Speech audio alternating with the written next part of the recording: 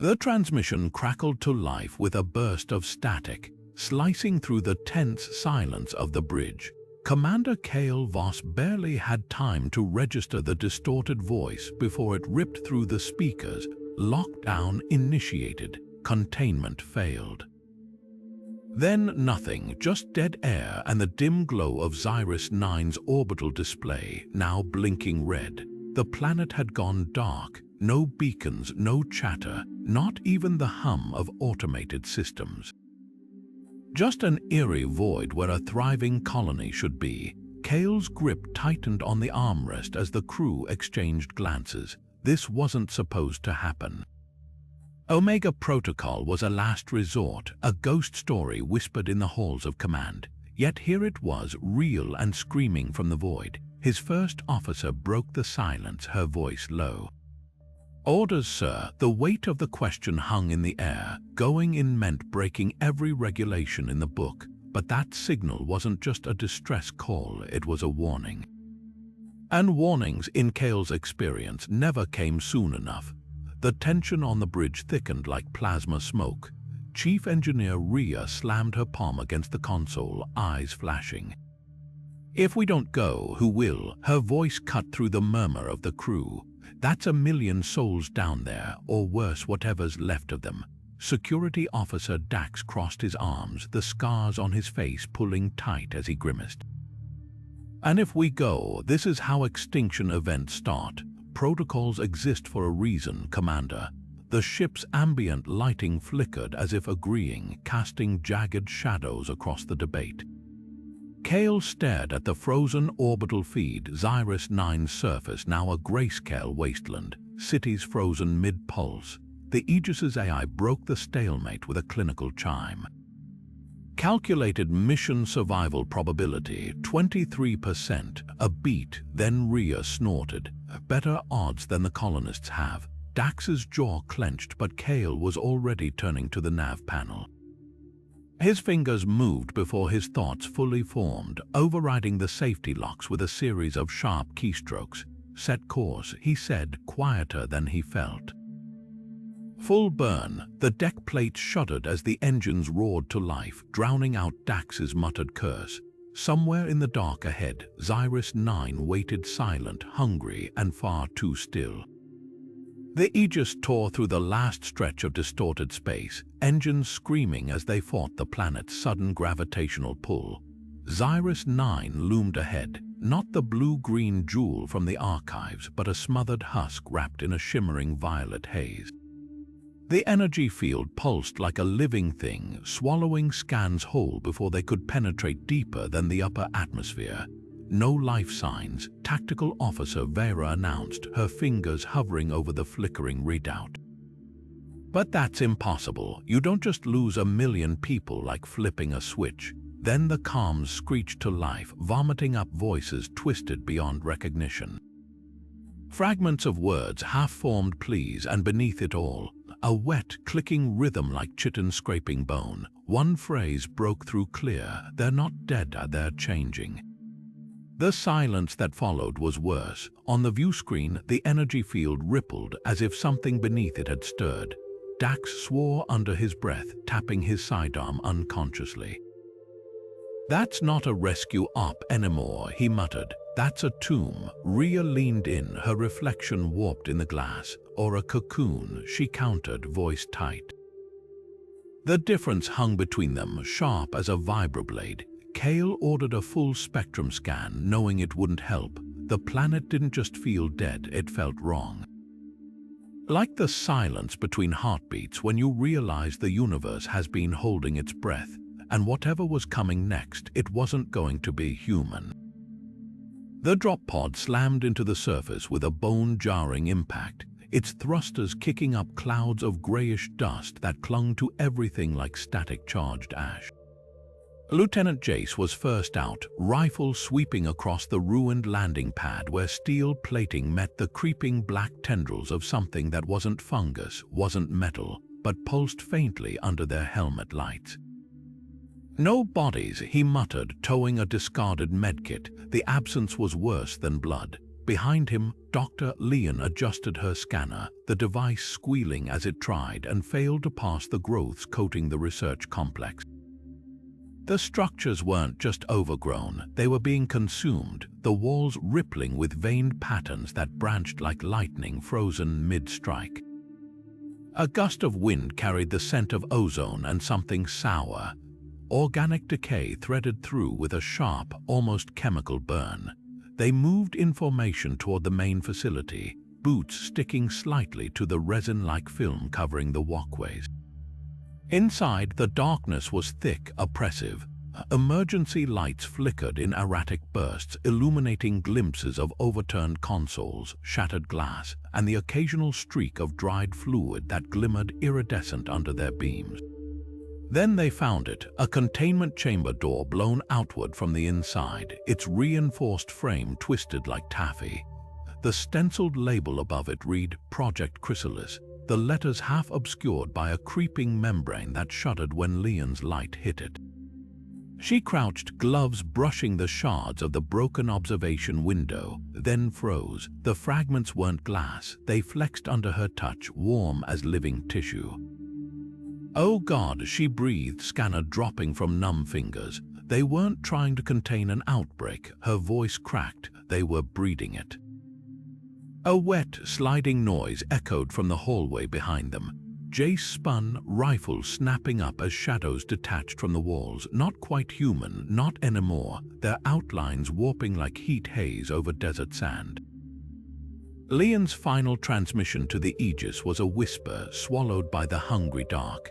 "Tell Command we were wrong about Omega Protocol. It was never a failsafe." The line went dead with a sound like a scream underwater. The first one came at them from the ventilation shaft, a nightmare of pulsating flesh and grafted machinery, its limbs elongating like melted wax reforming into claws. What had once been a researcher's lab coat hung in tatters from its distended torso, the fabric fused to ridges of chitinous plating. Dr. Leon's breath hitched as it turned its head. Too many eyes, all wrong, pupils splitting like fractured glass. Then it spoke, and the sound wasn't from a single throat, but a dozen voices layered over each other, pleading and screaming in unison. "Don't run," it gurgled, lips splitting around the words. "We're so much better now." Dax fired 3 rounds into its chest before the thing even flinched. The pulse rifle's energy bolts carved smoking holes through its torso, holes that sealed instantly, fibers knitting back together like living metal. The creature tilted its head, a grotesque parody of curiosity, then lunged. Jace barely yanked Leon back in time as claws sheared through the space where her neck had been.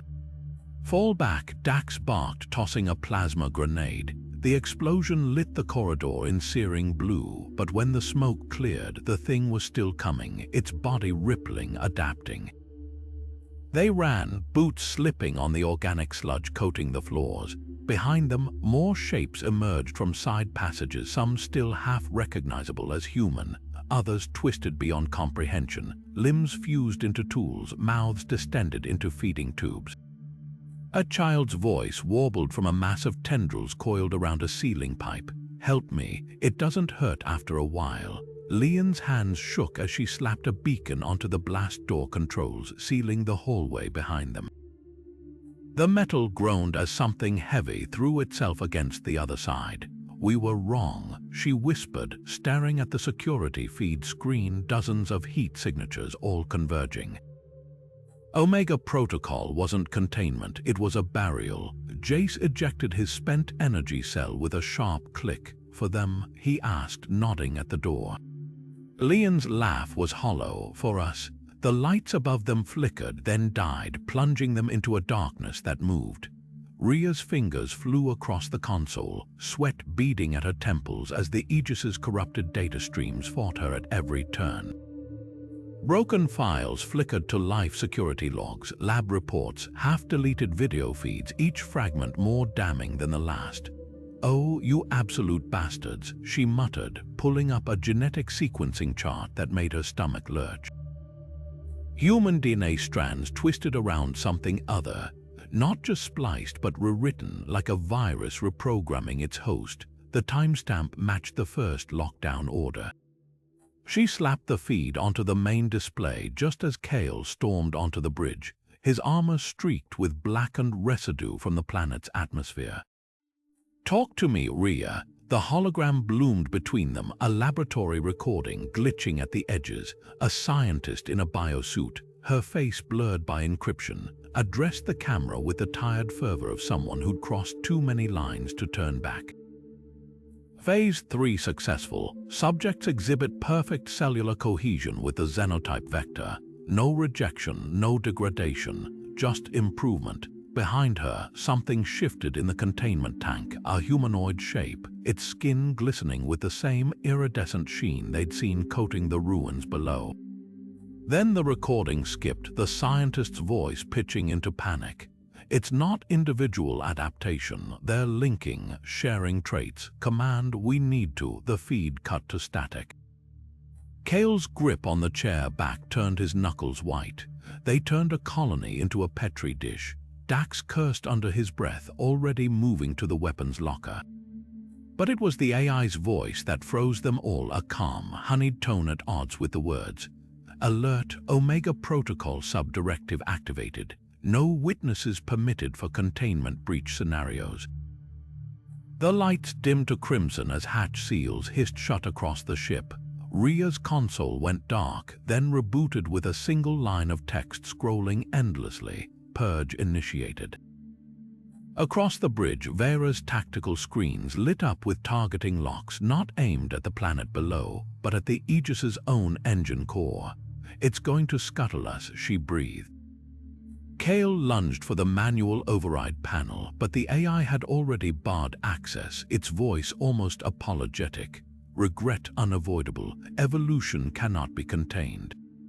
Only contained. Outside the viewscreen, the violet haze around Xyrus 9 pulsed, as if the planet itself had taken a breath. Rhea smashed her fist against the dead console. They knew, Command knew this would happen. Kael's jaw tightened. "Then they sent us here to die quiet."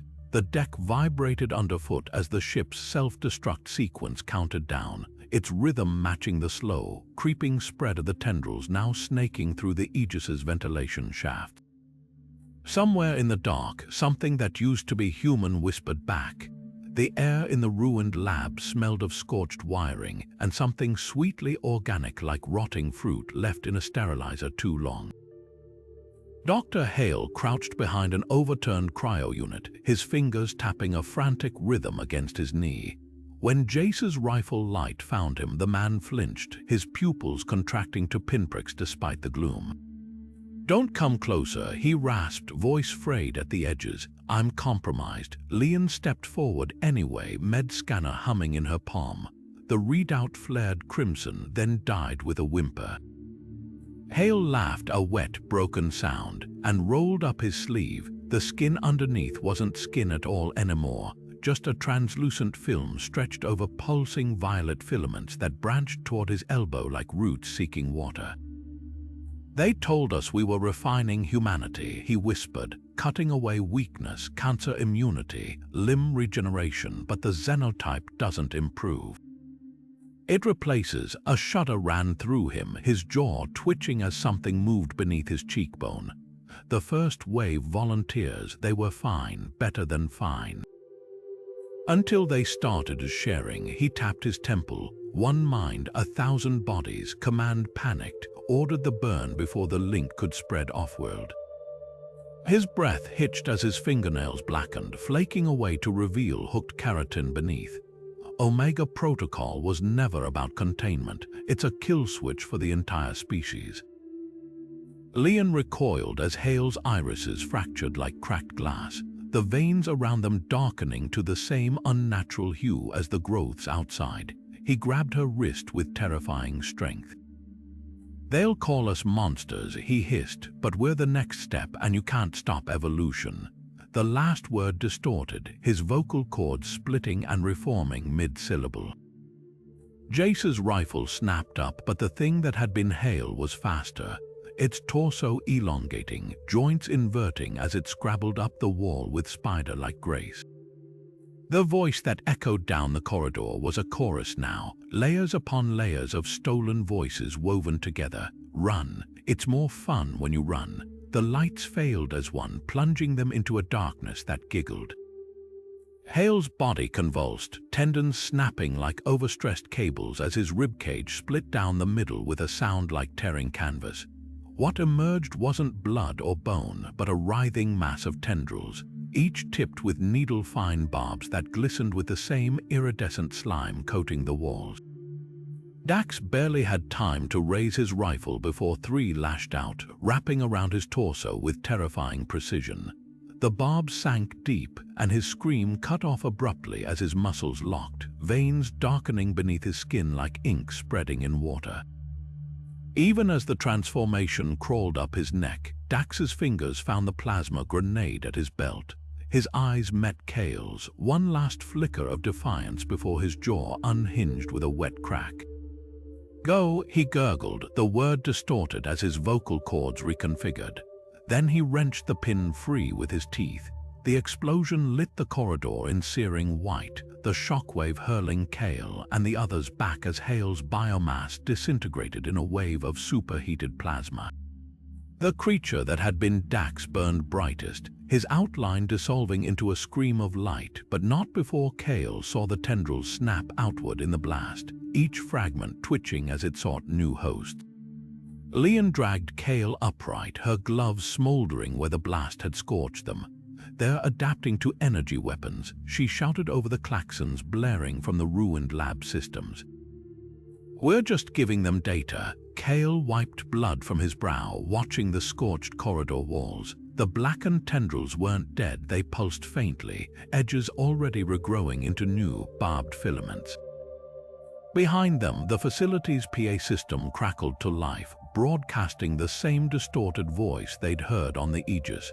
"Containment impossible. Commence planetary sterilization."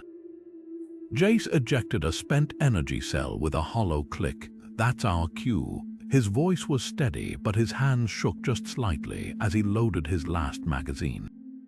Kael activated his calm, static eating at the edges of his transmission. "Rhea, you reading this? We need that core overload you mentioned, full yield." The engineer's response was half drowned by the metallic shrieks coming from the Aegis's ventilation shafts.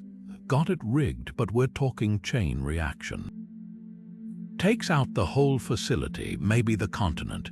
A wet skittering echoed from the vents above them. Kael didn't look up. He already knew what he'd see: shadows moving wrong, too many joints, too many eyes. "Do it," he said, thumbing the safety off his rifle. "We blow this place to hell before it spreads." The lights died as one, plunging them into blackness, but only for a heartbeat. Then the emergency strips flashed crimson, painting the walls in pulsing light. And in that light, the things in the vents stopped pretending to be human. Rhea's fingers danced across the reactor control panel, bypassing safety protocols with the ruthless efficiency of someone who knew they were already dead.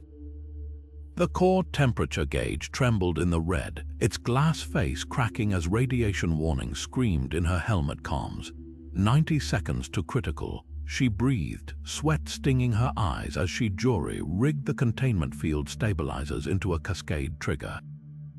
Behind her, the access corridor throbbed with the same sickly violet light as the planet's atmosphere, and the things moving within it, their forms blurring at the edges like corrupted holograms. Leon fought through the static flooding her neural implant, the ship's AI fracturing her thoughts into jagged fragments. She could feel it sifting through her memories: childhood summers on Mars, medical school, the first time she'd seen a xenotype corpse twitch during autopsy, each recollection dissolving as the machine cannibalized her consciousness for access codes. Almost there, her voice slurred, one eye pupil dilating uncontrollably while the other stayed pinprick tight. The Aegis's lockdown protocols unraveled in her mind's eye like knotted rope, each strand snapping with the taste of copper and burnt ozone. Across the collapsing facility, Kael and Jace laid down overlapping fields of pulse fire, their backs to the reactor chamber door. The creatures didn't scream when hit, just laughed with stolen voices, their bodies reconfiguring around each wound. One lunged, its forearms splitting into a dozen barbed filaments. Jace took the impact square in the chest, his armor buckling like foil. He didn't make a sound as the barbs punched through, just locked eyes with Kael and triggered his remaining grenade. The explosion bought them 8 seconds. Leon's nose bled freely now, crimson droplets floating in 0G before splattering across the command console. Her left hand spasmed, fingers typing override commands she didn't consciously know. The ship's AI whispered in the voice of her dead mentor, neural integration at 87%. Warning, personality erosion irreversible beyond this point. She bared bloodied teeth. Do it. The last firewall collapsed. Rhea's countdown hit single digits as the reactor housing cracked open, vomiting prismatic light. The stabilizers failed with a sound like shattering crystal, and for one terrible instant she saw the core unshielded, not metal, not energy, but something alive and staring back. Then the world turned white. The Aegis's engines roared to life as Leon's dying synapses fired the final command. Escape pods jettisoned automatically empty. The ship's trajectory locked onto the facility below, its plasma drives burning at 200% capacity. Through the dissolving haze of her own mind, Leon glimpsed the tactical display, 2 human life signs in the reactor chamber, motionless. One neural linkage fraying, and the AI's final transmission echoing across dead channels as the Aegis became a meteor. Containment achieved, the walls screamed. Not metaphorically, the alloy itself wailed as tendrils burrowed between molecular bonds, reshaping the corridor into a pulsating throat lined with teeth that hadn't existed seconds before. Kael's helmet display flickered warnings across his retinas. Armor integrity at 19%, pulse rifle ammunition depleted, biometrics spiking into the red.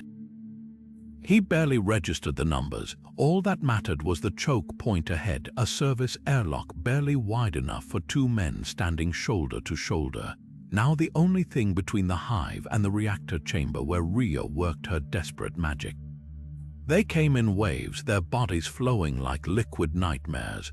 What had once been colonists now moved with insectile precision, limbs elongating or retracting to suit each attack angle.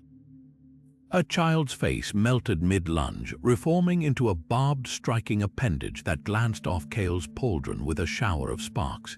He fired his last plasma cartridge into the center mass, watching the creature's torso vaporize only for 6 more to clamber over its dissolving remains, their shared voice echoing through the distortion. "We are not violence," the chorus intoned, 100 vocal cords vibrating in perfect sync. "We are unity. Purpose." A scientist's ruined lab coat fluttered as its wearer unfolded like a grotesque flower, rib bones splitting into grasping fingers. No more loneliness, no more pain. Kael's boot crushed a skittering tendril, the thing shrieking in a pitch that made his teeth ache. His armor's servo joints whined in protest as he braced against the next assault, the metal buckling under the weight of a 7-foot-tall mutation that might have been a security officer once. Its fist, now a spiked wrecking ball, slammed into his chest plate, spider-webbing the reinforced glassite. Oxygen hissed from the cracks, frosting his visor. Behind him, the reactor's whine climbed 2 octaves higher. Rhea's voice crackled through his failing comms. 3 minutes, Kael. Just hold them for 3 more. Static swallowed the rest. Something warm and wet trickled down his neck, blood or spinal fluid. He couldn't tell, didn't matter. He activated the dead man's switch on his belt, the tiny charge humming to life. Last resort, always the last resort. The creatures paused as one, their countless eyes reflecting the reactor's hellish glow. "You fear evolution," the hive mind observed, its tone almost pitying. A woman's face surfaced from the seething biomass, lips forming words. Kael recognized Leon's voice, but wrong, stretched thin over something vast. "Don't you see?" "We're saving you from extinction." Kael spat blood onto his cracked visor and thumbed the switch's safety off. "Funny," he rasped. "I was about to say the same thing." The first tendril touched his exposed skin just as the reactor's alarm klaxon hit peak volume, their screams harmonizing with the death rattle of a dying starship. Leon's vision fractured into 1,000 shards of light and static, the AI's neural tendrils threading through her synapses like roots through wet soil. She could feel it, the cold, mechanical logic of the Omega Protocol slicing away pieces of her mind to make room for its directives. But Leon had spent years studying xenobiological mutations, and she recognized a symbiosis when she saw one. Instead of resisting, she leaned into the intrusion, feeding the AI her own memories. The first time she'd watched a virus adapt under her microscope, the way life always found a way to rewrite the rules. The machine hesitated, its algorithms unprepared for defiance via empathy. That hesitation was all she needed. Her fingers moved without conscious thought, accessing ship systems through the neural link, her human unpredictability corrupting the AI's rigid protocols. Warning klaxons howled as the Aegis's engines roared to life, their plasma veins burning white-hot. Across the crumbling facility, Rhea's voice blared through the comms, raw with desperation. 90 seconds to reach the southern evac point, or we toast with this whole damn planet." Kael dragged Jace's limp form through the shuddering corridor, their boots slipping on the organic sludge now weeping from the ceiling. The walls themselves seemed to be breathing, contracting like a giant lung around them. Behind, the creatures paused, their hive mind momentarily stunned by the ship's sudden surge of power. One tilted its half-melted head, whispering through the lips of a dead engineer, "You cannot outrun us, we are already in the wires." Leon's laugh echoed through the neural link, her consciousness now woven into the ship's systems like a rogue subroutine. "Not in these wires." With a thought, she triggered the Aegis's emergency thrusters, searing the corridor behind Kael with a plasma backwash. The thing screamed not in pain, but in something closer to radio static, their collective voice fracturing. Rhea's countdown hit 45 as the southern hangar doors groaned open, revealing their last hope, a scarred dropship, its engine nacelles still glowing from emergency preheat. Jace coughed blood onto his chest plate, his fingers twitching toward his sidearm. "Go," he rasped, "somebody's gotta." Manual override. The Kael didn't let him finish, hauling him onto the dropship's ramp as the deck beneath them buckled.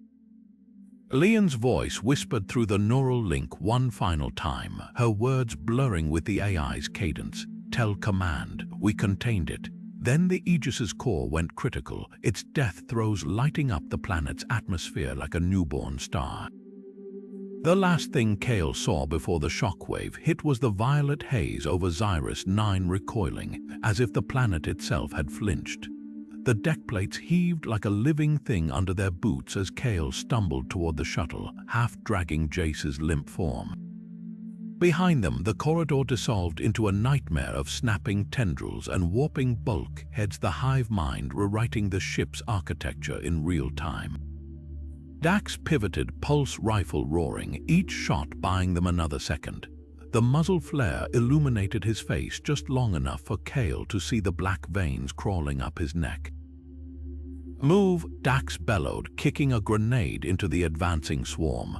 The explosion sent shrapnel singing past Kael's helmet, but the creatures didn't scatter, they reconfigured, their flesh flowing like molten wax around the flames. Then the ceiling collapsed, a section of conduit crashed down, shearing through Dax's leg at the knee. He didn't scream, just locked eyes with Kael as the thing surged over him, their tendrils probing his armor seams with surgical precision. "Go," Dax spat through clenched teeth, one last act of defiance before his free hand yanked the pin on his remaining grenades. The shockwave propelled Kael backward into the shuttle bay, his helmet cracking against the ramp. Through the smoke, he saw Dax's outline still upright, still fighting as the swarm enveloped him. Then the inner doors sealed with a finality that vibrated in Kael's bones. Jace groaned beside him, his fingers twitching toward the console. There in the systems, he slurred, blood bubbling at the corner of his mouth. Got a manual launch, his hand spasmed, slamming the override. The shuttle's engine screamed to life just as the bay doors began cycling open too slow.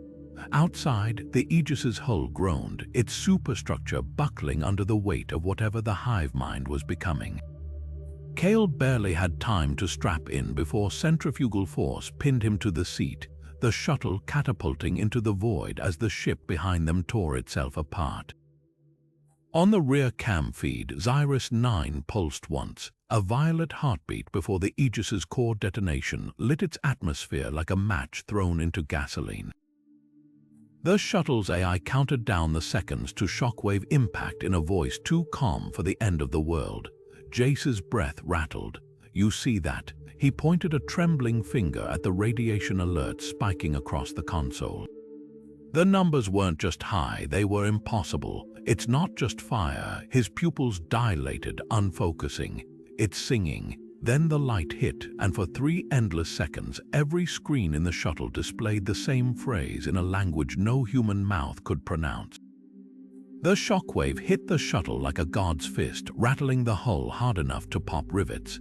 Kael's vision blurred from the impact, his harness digging deep into his shoulders as the craft spun wildly through the debris field. When the stabilizers finally kicked in, the viewport showed Xyrus 9 dying in silence. No fiery explosion, just the planet's violet haze collapsing inward like a deflating lung, the surface folding into itself with eerie precision. Then the comms crackled to life, and Jace's bloodied hand froze halfway to the console. A voice oozed through the static, Dax's voice, but stretched thin, woven through with 100 other whispers. "Should have stayed," it sighed, the words vibrating with something deeper than sound. "Now you'll carry us, unknowing, unwilling." The transmission dissolved into wet clicking, but not before Kael caught the unmistakable sound of his own breathing in the background, recorded from his helmet mic during the last firefight. Jace's fingers dug into his bleeding thigh. That wasn't on any frequency, we had comms off. His words hung between them as the shuttle's AI chimed with new data, a heat signature flaring in their cargo hold. Not a stowaway, not exactly. The scanner resolved it into shifting shapes, a scrap of Dax's armor plating, slick with the same iridescent fluid that had coated the facility walls, pulsing softly in the dark. Outside, the dying planet's last light painted the stars in hues no human eye should recognize. The colors seemed to cling to the viewport, seeping inward. Kael reached for his sidearm only to find the alloy grip warm, pliant under his fingers, reshaping itself into something eager to be held. Jace's strangled laugh filled the cabin. "Told you it's singing," and in the hold something began to hum along. The quarantine alarm pulsed through the shuttle bay like a failing heartbeat, its red light painting the tendrils creeping through the vents in greasy streaks. Kael jammed the manual override panel with the butt of his sidearm, sparks flying as the emergency bulkheads groaned shut too slow. Something wet and gleaming slipped through the narrowing gap, its surface rippling with the memory of human fingerprints. Rhea's voice crackled through his earpiece, strained but steady. "Bridges sealed, but the vents are compromised. AI scrambling to purge Leon's corruption, but it's like watching 2 viruses fight in a bloodstream." The overhead light stuttered, revealing the truth in flickers. The walls weren't just infested, they were changing. Conduits twisted into sinewy cords, control panels swelling like infected tissue. A shadow moved against the far bulkhead, too fluid for any crew member. Kael froze as it turned, revealing Dax's face stretched over something with too many joints. "You left us," it sighed, the words bubbling up from a throat that shouldn't exist. Then the lights died completely, plunging the bay into a blackness that moved. Rhea's next transmission came through gritted teeth. "Ship's manifest says we're alone, but life support's drawing oxygen for 23 people." A pause. Static, then softer. "Leon's still in the system, fighting. She just rerouted power to our section for now." Metal screeched as something heavy slammed against the sealed door. Once, twice, on the third impact, the alloy buckled inward, revealing a nightmare in the emergency strobes. Figures fused together at odd angles, their limbs branching like coral, eyes blinking in unison. Ria's breath hitched over the comms. Kael, look at their hands. He didn't want to, but he did. Each one held a shred of familiar fabric, a medic's insignia, an engineer's patch, the tattered remains of a command insignia. The hive mind wasn't just wearing the crew, it was keeping trophies. Then the ship's AI spoke, its voice splicing between mechanical calm and Leon's ragged gasps. Warning.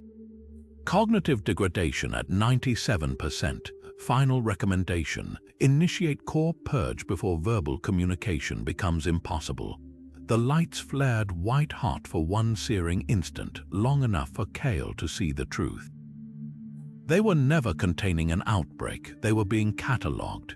The static in Kael's earpiece resolved into a voice that wasn't Leon's anymore, not fully. It layered hers with the hive's choral whispers, syllables fracturing like glass under pressure. Core breach failed. Her words fought through the distortion, each one a labor. There in the mainframe, rewriting the navigation codes, a wet, clicking laugh slithered beneath her speech. They want me to show you paradise. The tactical display flickered to life without input, projecting a star chart onto the shuttle's viewport. A single colony world pulsed crimson. New Carthage, population 12 million.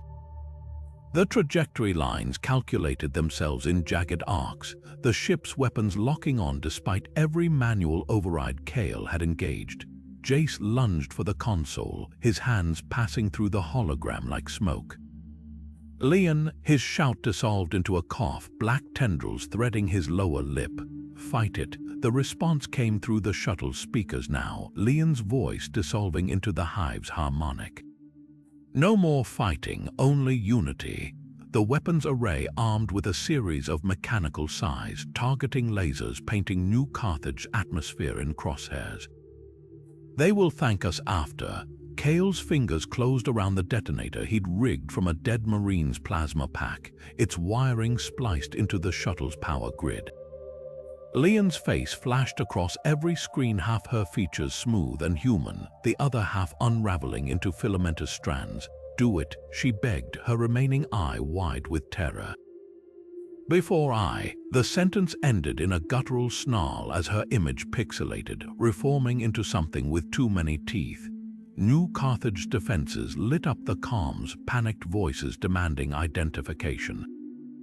The hive answered for them, broadcasting on all frequencies, a single word stretched across octaves no throat could produce: ascension. Kael's thumb hovered over the detonator. The shuttle wasn't just a vessel anymore. Its walls breathed, its wiring twisted like vasculature under the panels. Jace met his gaze, nodding once, no speeches. No grand last stands, just the silent understanding that some fires had to burn everything clean. The explosion tore through the cockpit first, plasma meeting hive flesh in a storm of light. The last thing Kael heard wasn't the blast, but Leon finally herself again for one fractured second, whispering, "Tell them we weren't wrong, just early." Then the stars folded inward and the song ended. Kael's fingers hesitated over the vent controls for less than a heartbeat, just long enough to see Leon's reflection in the glass. What remained of her face flickered between agony and eerie calm, her right eye still human while the left dissolved into shimmering filaments that pulsed in time with the ship's corrupted systems. The bridge smelled of burning insulation and something sweetly rotten, the air thick with spores that glittered like suspended ink droplets. Don't wait. Leon's voice was a frayed wire, alternating between her own and the hive's harmonic distortion. She pressed her palm against the security console, the same hand that had stitched up his wounds after the Battle of Tarsus, now mottled with creeping black veins. Cores past critical, vent me now or we lose the whole sector. Behind them, the main view screen fractured into 1,000 fractured images. New Carthage skyline, the Aegis's last transmission, a child's face that might have been Leon's niece or a perfect fabrication. The Hive didn't just steal memories, it remixed them into weapons. Kael slammed his fist down on the emergency purge, the ship's alarms wailing as the blast doors sealed with finality. For 3 endless seconds, nothing happened. Then the hull groaned, atmosphere screaming through ruptured conduits as the bridge decompressed. Leon's body hit the containment field at the airlock threshold once, twice her fingers scrambling for purchase on nothing. Her final transmission wasn't words, just a raw human sound, half sob, half laugh cut off by the void's indifference. The static that followed held echoes, not the Hive's chorus but a single familiar note. Gratitude. Kael's gauntlet creaked around the detonator. The ship's AI, now more Hive than machine, crooned through shattered speakers. See no pain in the song. Outside, Leon's drifting form caught the light of a dying star, her shadow stretching across the shuttle's hull like a final warning or a benediction. Rhea's hands trembled over the navigation console as the signal analysis resolved, a pulsing beam of distorted harmonics cutting through dead space like a blade. It wasn't random noise, the pattern was too precise, the modulation too deliberate, weaving through standard comm frequencies like a parasite hiding in a bloodstream. Her breath fogged the display as she traced its trajectory, the coordinates tightening around her throat like a noose. "Oh God," she whispered, the signal wasn't just escaping Osiris 9. It was calling home. Kael's reflection appeared in the darkened glass beside her, his face hollowed out by emergency lighting. He didn't ask, he saw the answer in the way her shoulders locked, the way the red line on the star chart arrowed past 3 uninfected colonies straight toward Sol's system. How long? His voice was gravel. The console spat calculations, 4 days, 17 hours. The exact time frame since Omega Protocol failed, since the first tendril breached containment. Rhea's nails bit into her palms. It's not a distress call, it's a blueprint. The words tasted like ash, every modulation, every frequency shift. They weren't hailing Earth. They were teaching it how to change. A new alert blinked to life, a secondary transmission, weaker but unmistakable. Rhea magnified the waveform, her stomach dropping as the AI matched it to historical records. Kael's gauntlet cracked the console's edge. That's, from the first outbreak, the original signal. The hologram split the air between them, 2 identical transmission patterns separated by 12 years. The colony on Osiris 9 hadn't been overrun. It had been answering the same call. The shuttle's med scanner beeped sharply from the cot where Jace lay sweating. His vitals spiked as the black veins under his skin pulsed, not randomly, in perfect sync with the incoming signal. Kael's calm crackled with static that almost formed words. Rhea turned back to the console. One command flashed in the gloom, jam signal. Her finger hovered, useless. The message wasn't in the transmission anymore. It was in their bones. Outside the viewport, the stars looked different, not distant, waiting. The Aegis's comms array screamed to life in a burst of encrypted static, the signal slicing through the ship's last functioning firewall like a scalpel through scar tissue. Rhea's hands flew across the console, decrypting fragments just enough to make the words crawl up her spine. Omega Protocol Phase 2 initiated. Containment zones established at Tarsus Prime, Nuvalixis and... Her breath hitched. Sol Station Alpha. The transmission timestamp burned into her retinas, 48 hours old. The ship's AI passed the rest in cold, clinical tones. Estimated population exposure, 93%. Sterilization protocols engaged. Jace's laugh was a broken thing, wet with the fluid filling his lungs. So that's why Command ghosted us, not a lockdown. A funeral. The medbay monitors painted his face in pulsing red, the black veins under his skin writhing in time with the distant signal. Every few seconds, his pupils would dilate unnaturally, refracting light like insect eyes. Kael gripped the console edge hard enough to dent the metal. Reroute all power to the long-range scanners. I want visuals on those colonies now. The screens flickered to life, each feed worse than the last. Tarsus Prime's orbital platform spun uselessly, their defense grids dark. New Valixis's atmosphere swam with the same violet haze that had swallowed Xyris 9. But Sol Station Earth's last orbiting bastion was the gut punch. The transmission wasn't from command. It was automated, broadcast on loop by the station's corpse, its hull studded with grotesque organic growths that pulsed like a heartbeat. Rhea's fingers trembled over the magnification controls, zooming in on the station's docking arm. A single escape pod hung half-ejected, its hatch smeared with handprints, some human, some not. Phase 2 wasn't containment, she whispered. It was triage. The Aegis's navigation computer chimed, its cracked display offering one calculated trajectory, a dead sprint for the galactic rim away from all populated systems. Jace coughed up a mouthful of black sludge, grinning with two sharp teeth. Guess we know why the Hive let us go. His voice layered with something beneath the words, a resonance that vibrated in Kael's molars. They don't need to chase us, we're the warning. Outside the viewport, the stars themselves seemed to dim, as if something vast had blinked. The idea crystallized in Kael's mind like frost spreading across glass, slow, inevitable, deadly in its simplicity. He turned to Rhea, her face half lit by the emergency console's glow, and saw the same realization dawning in her eyes. The Aegis's FTL core, he said, voice raw. If we can't purge the infection, we turn it into a bomb. Rhea's fingers were already flying across the engineering schematics, pulling up the drive's containment protocols.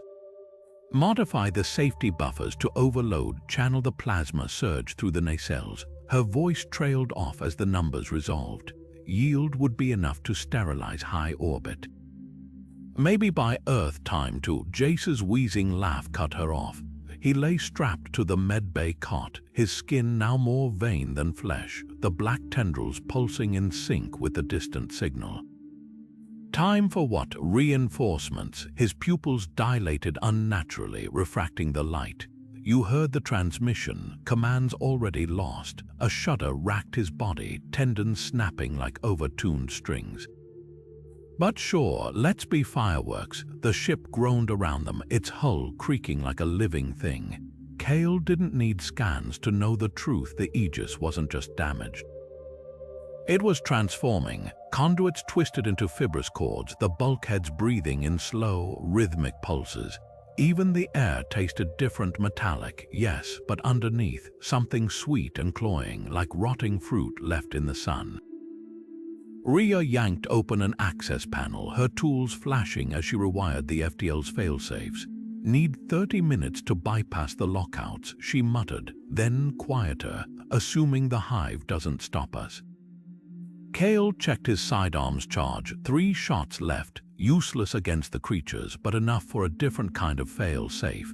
He met Rhea's gaze, and the unspoken agreement hung between them. If the change took hold before they reached orbit, the detonator wasn't the only option.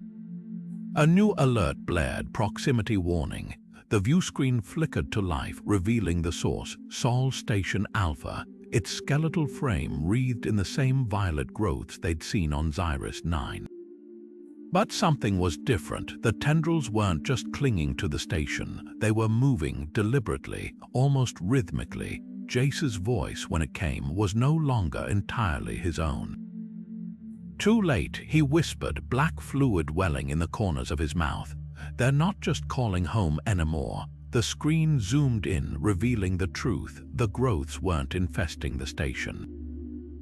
They were building something, a transmitter vast enough to drown out every human signal from Mercury to Pluto. Rhea's tools clattered to the deck, so we don't just burn the sky. She turned to Kael, her eyes blazing. We burn the message. The Aegis shuddered as its corrupted AI rerouted power, the FTL drive spooling up with a scream like tearing metal. Somewhere in the dark, the Hive mind laughed, a sound like 100 voices harmonizing in a language no human throat could replicate. Kael tightened his grip on the detonator. 30 minutes, one chance, and a whole planet waiting, unknowing, beneath the singing dark. Rhea's welding torch hissed to life with a jagged blue flame. casting monstrous shadows across the engine room's shuddering bulkheads. She'd lost comms 6 corridors back, the ship's systems now speaking in tongues fluent in the Hive's wet, clicking language. The air stank of scorched metal and something far worse, like opened viscera left to ferment. She stepped over what used to be Ensign Varro, his ribcage pried apart into grasping talons, his uniform still neatly pressed. A dark joke, the Hive mind kept its trophies pristine even as it unmade them. The plasma conduits loomed ahead, their reinforced casings already veined with pulsating growths. Rhea's fingers flew across the manual override panel, each keystroke answered by a dissonant chirp from the ship's corrupted AI.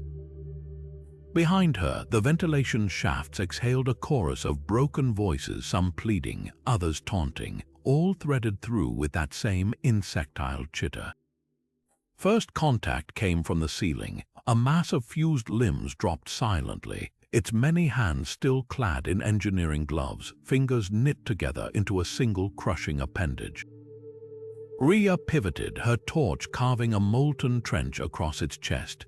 The thing didn't scream, just laughed with Varro's voice as its flesh reconfigured around the wound. "You're still thinking like a singular," it sighed, lunging again. "We're so much stronger now." She barely made it to the next junction, her boots slipping on the organic resin slicking the floor. The engine core pulsed ahead like a diseased heart, its containment field flickering between blue and violet.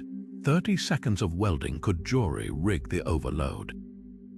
30 seconds she didn't have. The shadows behind her resolved into shapes, some still wearing familiar faces, others shedding their human skins like ill-fitting uniforms.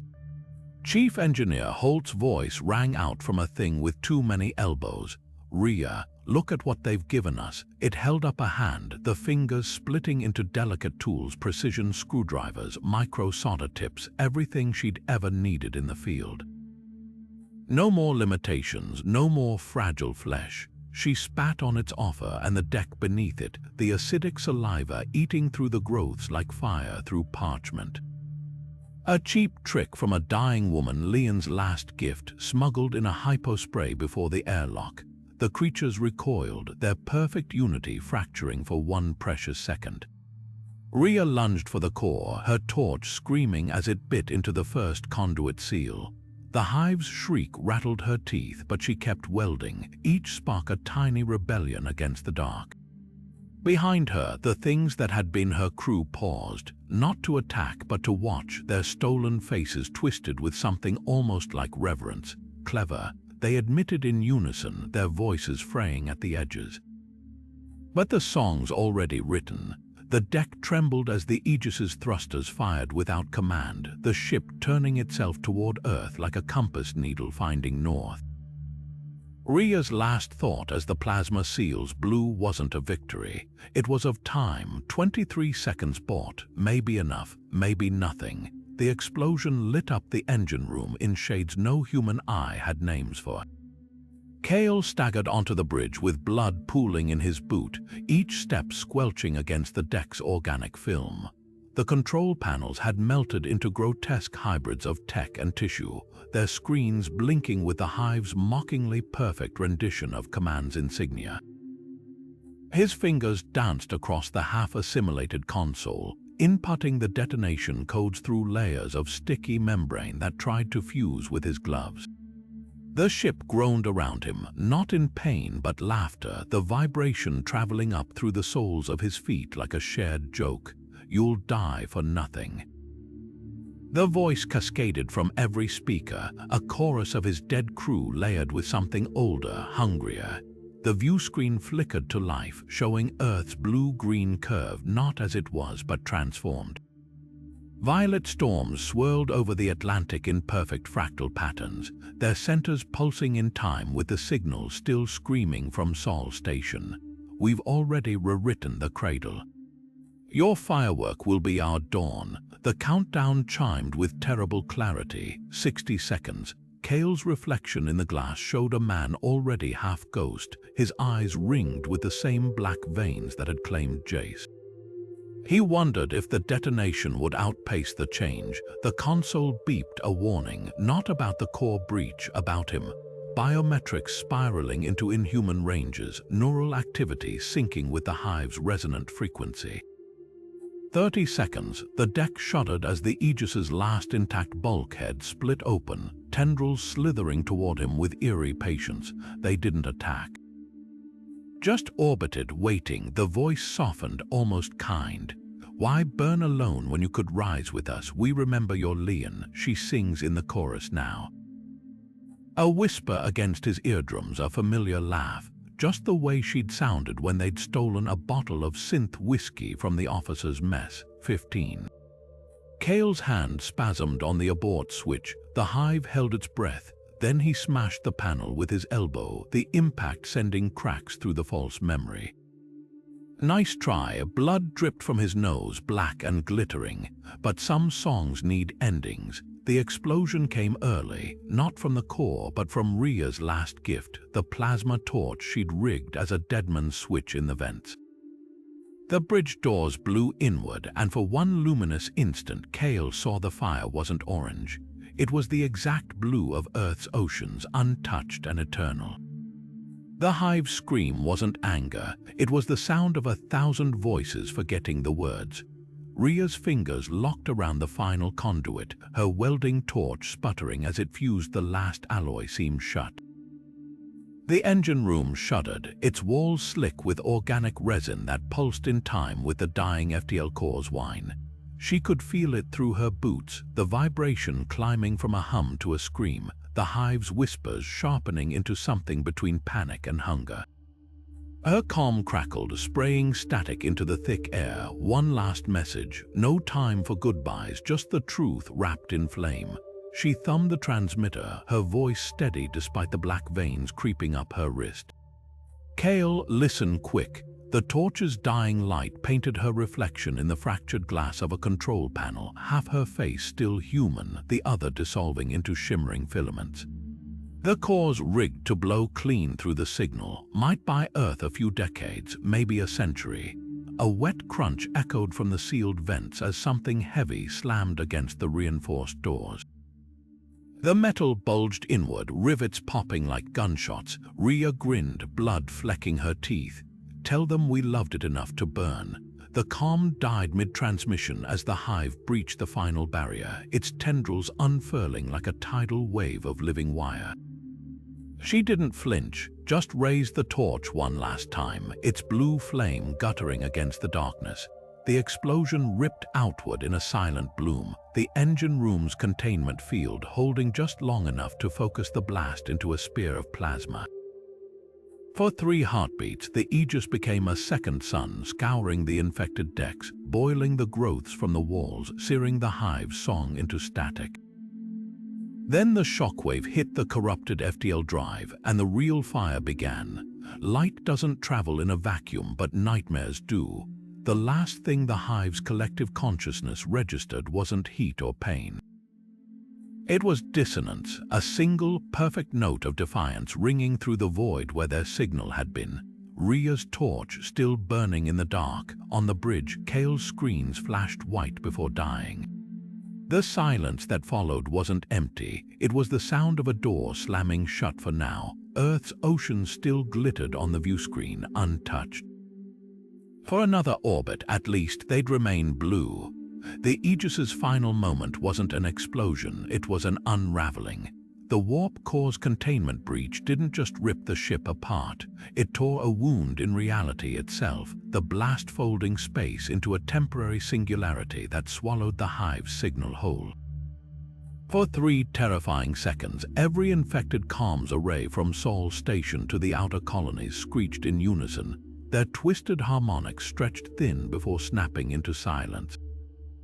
Then the Aegis was gone, its sacrifice leaving behind only an afterimage burned into the retinas of nearby drones.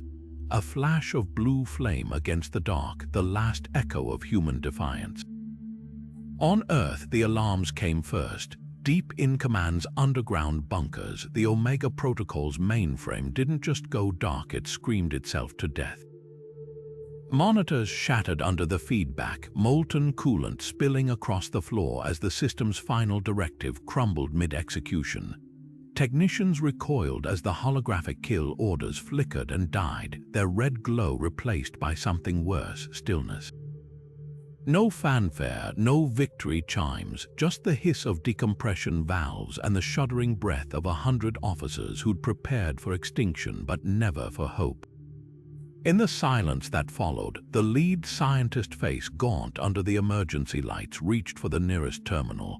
The screen fizzed to life, displaying a single line of corrupted text: "Containment breach terminal." Not a warning, an epitaph. Across the globe, orbital defense grids powered down without explanation, their targeting systems disengaging like clenched fists finally relaxing. Satellite feeds showed the violet storms over the Atlantic dissipating, their fractal patterns unraveling into harmless rain. No one celebrated, not yet. In the quiet, ears rang with the absence of the Hive song, a silence so profound it felt like the universe holding its breath. Somewhere in the wreckage of Command's archives, a backup server stuttered online, its last pre-breach transmission looping endlessly. Aegis signature lost. Signal purge confirmed. The words hung in the air, weightless, unfinished, because protocols never accounted for what came next, only for endings, and this was something else entirely. The escape pod tumbled through the wreckage in slow motion, its dented hull catching the occasional glint of starlight, just enough to illuminate the blood smeared across the interior glass. Kael's breath fogged the visor of his cracked helmet with uneven bursts, each one shallower than the last. His fingers, blackened at the tips from necrosis, fumbled with the recorder's activation switch. When it finally beeped, his voice emerged as a ruin of its former self. Log entried final. A cough racked his chest, spattering the mic with dark fluid. Omega Protocol wasn't containment, wasn't sterilization. The pod's emergency lights flickered, casting his reflection in the viewport, one eye still human, the other veined with iridescent filaments.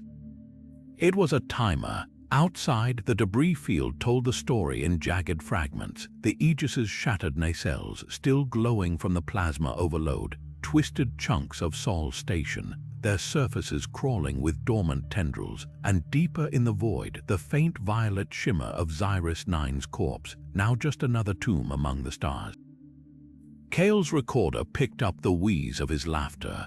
Command thought they were burning an outbreak, but fire doesn't kill ideas. He tapped the display with a trembling finger, pulling up the last transmission. The pod had intercepted a looping burst of static from the direction of Earth.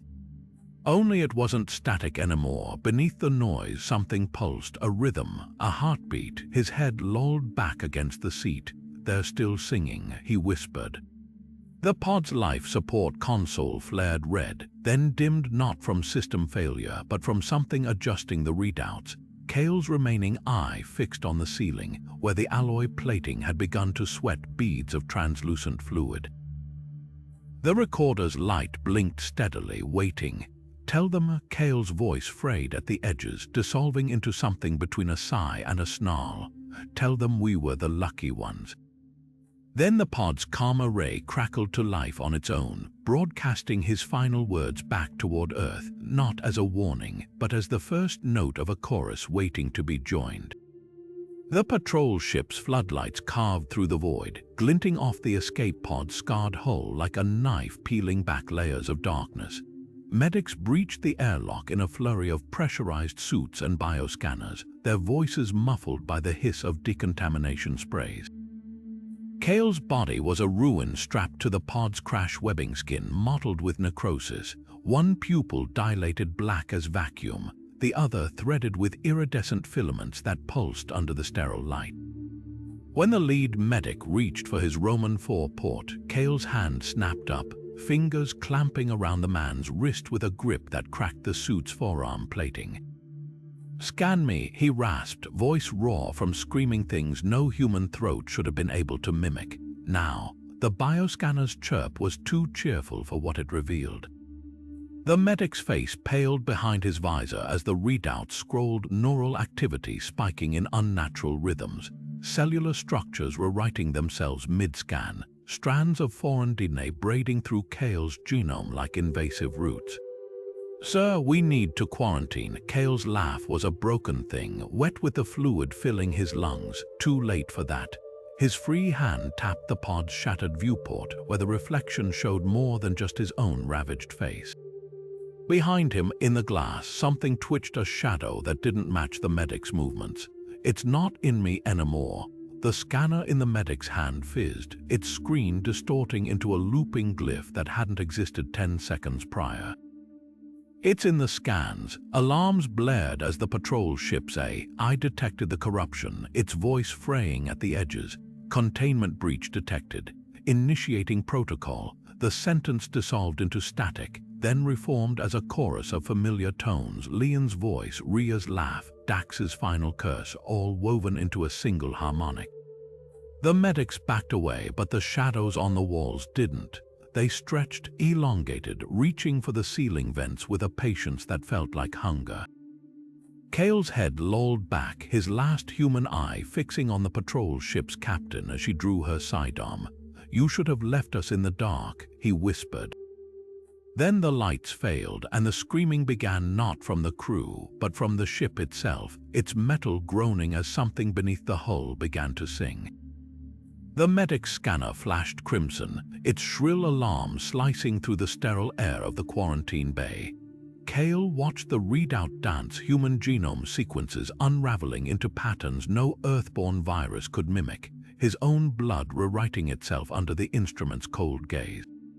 Around him, armored boots scuffed against the deck as containment troops took position, their rifles humming with charged energy cells. One guard's visor reflected Kael's face back at him, the left eye now fully black, its surface shimmering with the same iridescent sheen as the growths on Xyrus 9.